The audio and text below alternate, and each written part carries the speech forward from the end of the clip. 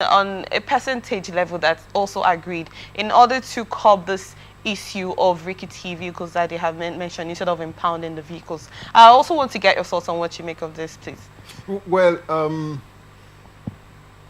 if you've been a victim before, you will understand, especially talking about the body compartment decaying. So many people have been forced into literal fighting on the road because, you know, sharp end of iron is far more dangerous. Most of the time when I want to enter into some of the commercial vehicles, because I've been a victim before, I'll have to check. There are some of the improper filing when they were working on it from the workshop. They didn't do a proper filing, so the edge is so sharp. Okay. If your cloth is trapped by it, forget it. It will just tear it open. And I've seen people suffer that. So whenever I'm entering the vehicle, I'm very, very careful. Now, this is not an issue wherein you are going to bring in, it's just like talking about personal hygiene. If you are not heavy, you also see people who are in government offices. And that is the deception about life. Some people even drive this into issue of relationship and marriage. They say, if you cannot take care of yourself, why are you bringing on somebody? By way of saying you want to marry. Okay. You will merely transfer the irresponsibility to that fellow. So individuals are supposed to have high level of maintenance, knowing that they are dealing with lives.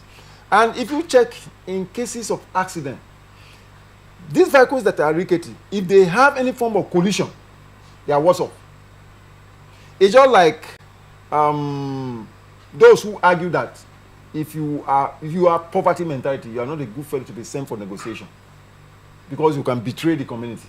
That kind of thing. The same thing when there is a kind of, because whoever is sent to an area of conflict cannot deny the dust of the encounter. It's when accident happen, you know the quality of the vehicle. Yeah. Some of these vehicles that are rickety will just scatter and then leave the human beings bare, empty to your fate. And you know what that is going to cause. So I think it's a welcome development, and it should be encouraged. In fact, this should be an ancillary part of any body, that's group, body or setup that is targeted at road maintenance, like road safety. I think road safety should have power to be able to impound vehicle that is not roadworthy. When you have roadworthiness, it should be everybody's concern.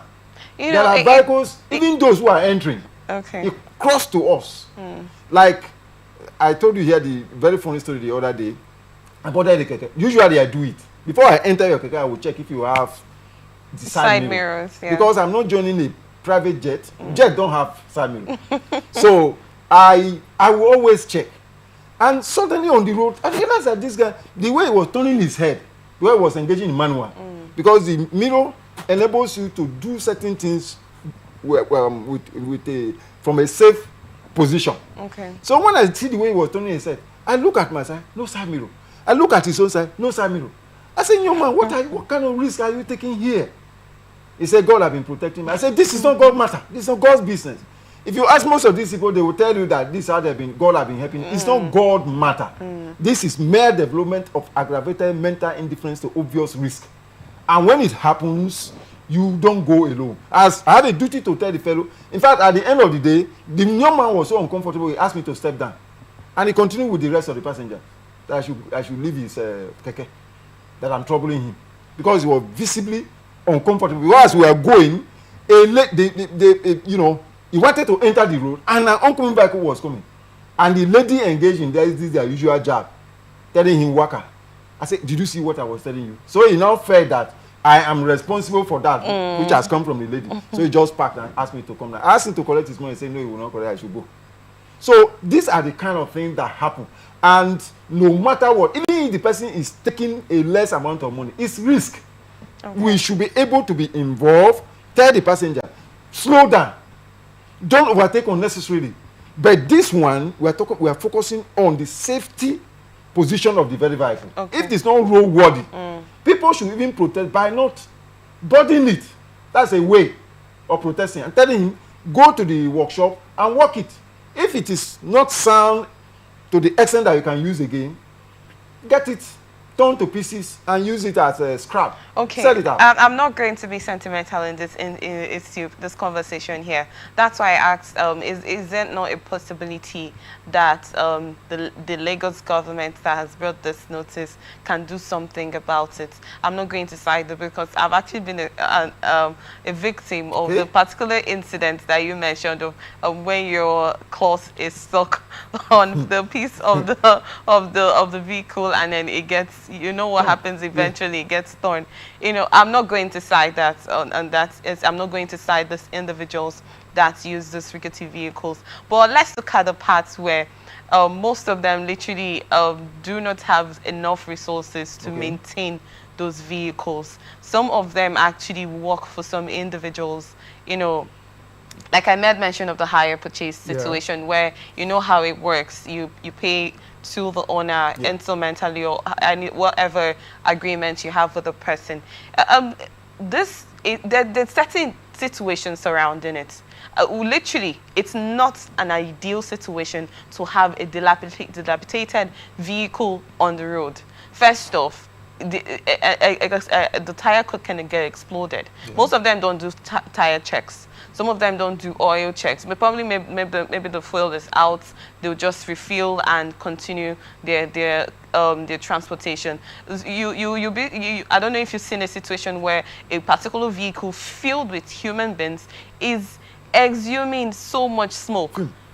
You know, and all of that situation. So we're not going to make this seem like a good situation or want to side them. But on the other hand, there are certain hindrances, boundaries where this individual still decide to use the vehicles. You know, so that's why I asked if there's a possibility that something can actually be done while they are also impounded. Something can be done in order to. I agree completely with you. You know, was it yesterday or so?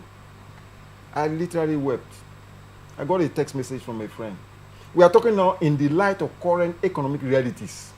Do you understand? Okay. That's what we capture, what we are going to look, what we are now focusing on.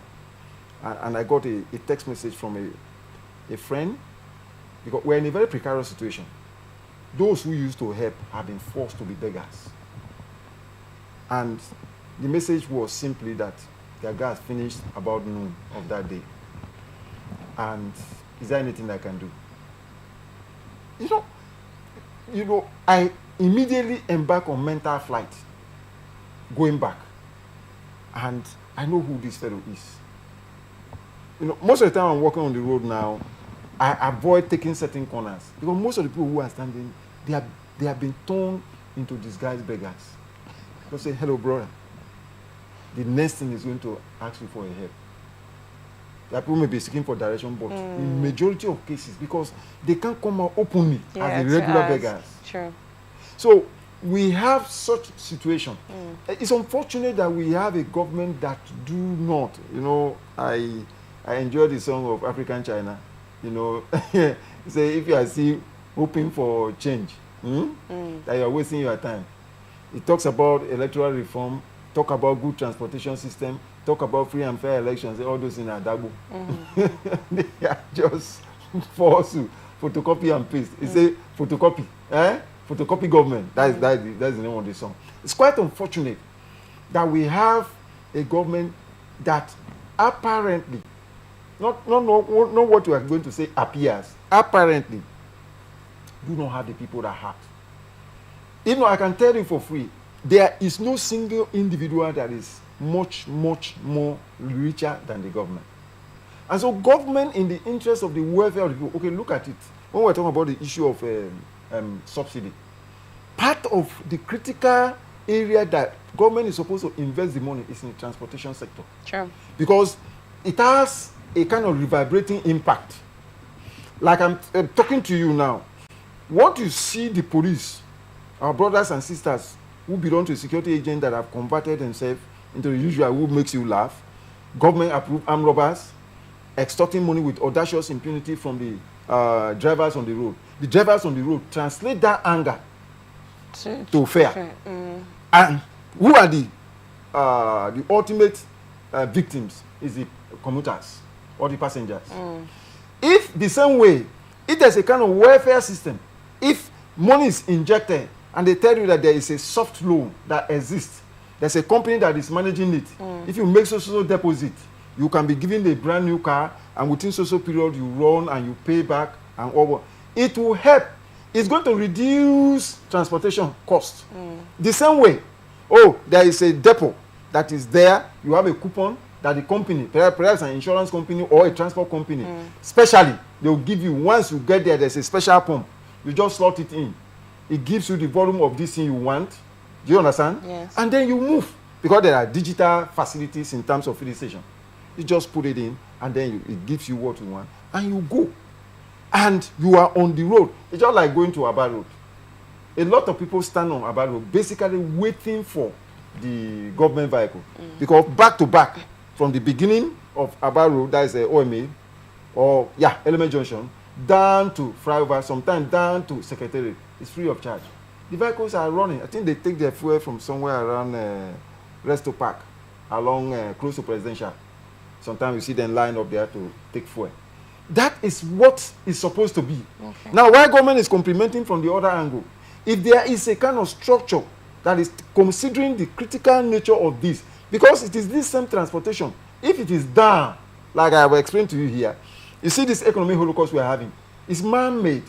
If we refine our crude oil locally, and then the price of fuel goes down, even those going to they call it bush market, the cost of going to bush market will drop.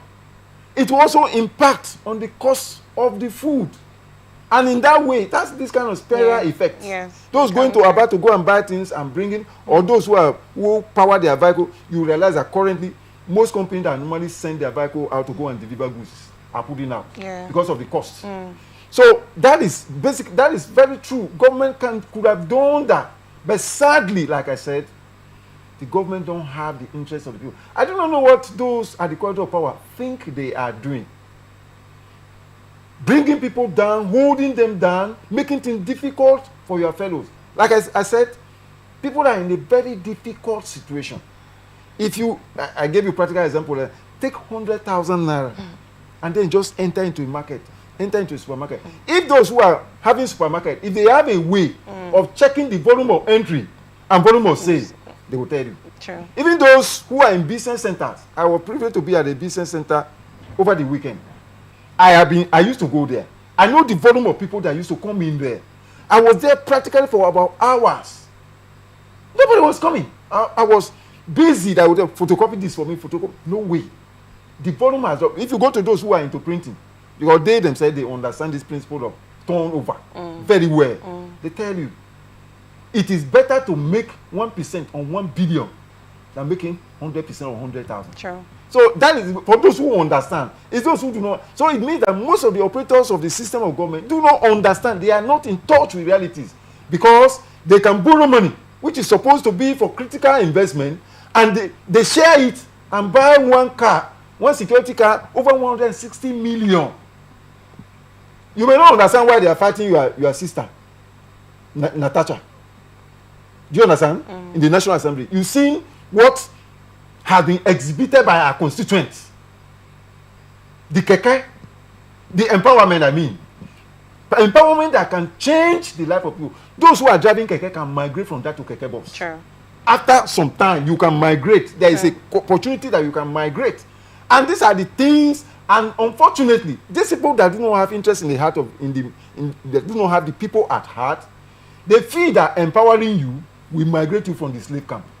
And so they feel that the only best way forward is to use this weapon of poverty to hold you down. But I tell them, people are increasingly becoming very, very, very, very uncomfortable, and so many people don't want to hear it. But I see revolution coming. Thank you.